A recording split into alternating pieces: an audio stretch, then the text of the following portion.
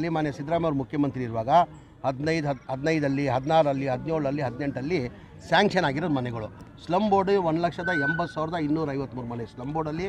ರಾಜೀವ್ ಗಾಂಧಿದಲ್ಲಿ 55,660 ಮನೆಗಳು ಸ್ಯಾಂಕ್ಷನ್ ಆಗಿದೆ. ಅಂದರೆ ಒಟ್ಟಾಗಿ 2,30,000 ಮನೆಗಳು ಆ ಟೈಮಲ್ಲಿ ಸ್ಯಾಂಕ್ಷನ್ ಆಗಿದ್ದು. ಅದು ಬಿಟ್ಟು ULB ಸ್ಕೀಮ್ ಅಂತ ಇದೆ, ನಮ್ಮ ಬಸವ ಅಂಬೇಡ್ಕರ್, ಅದು ಅವರೇ ಮನೆ ಕಟ್ಕೊಳ್ಳೋದು. ಸಿದ್ದರಾಮಯ್ಯ ಸರ್ಕಾರ ಹಿಂದಿನ ಸರ್ಕಾರದಲ್ಲಿ 2015ಇಂದ ಹಿಡ್ಕೊಂಡು 2018ವರೆಗೂ 14,53,000 ಮನೆಗಳು ಕೊಟ್ಟರು.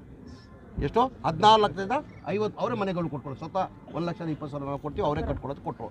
ಇದು ಬಿಟ್ಟು ಸ್ಲಮ್ ಬೋರ್ಡ್ದು ಮತ್ತು ರಾಜೀವ್ ಗಾಂಧಿದು 2,30,000 ಮನೆಗೆ ಒಂದು ಮನೆಯೂ ಕೊಡೋಕ್ಕೆ ಸಾಧ್ಯ ಆಗಿಲ್ಲ. ಕಾರಣ ಅಂದರೆ BJP ಸರ್ಕಾರ, ಸಮ್ಮಿಶ್ರ ಸರ್ಕಾರದಲ್ಲಿ ಒಂದು ಮನೆಯೂ ಸ್ಯಾಂಕ್ಷನ್ ಮಾಡಿಲ್ಲ, ಒಂದು ಮನೆಯೂ ಕೊಡೋಕ್ಕೆ ಸಾಧ್ಯ ಆಗಿಲ್ಲ. ಕಾರಣ ಏನಂದರೆ ಒಂದು ಮನೆ ಕಟ್ಟಬೇಕಾದ್ರೆ 7.5 ಲಕ್ಷ ರೂಪಾಯಿ ಆಗ್ತದೆ. ಕೇಂದ್ರ ಸರ್ಕಾರದಿಂದ ಪ್ರಧಾನ ಮಂತ್ರಿ ಆವಾಸ್ ಯೋಜನೆ ಅಂತ ಹೇಳ್ಬಿಟ್ಟು 1.5 ಲಕ್ಷ ಕೊಡ್ತಾರೆ. ಇದಕ್ಕೆ GST ಹಾಕಿ 7.5 ಲಕ್ಷ ಕಾಸ್ಟ್ ಎದಕ್ಕೆ ಆಗ್ತಾಯಿದೆ? 18%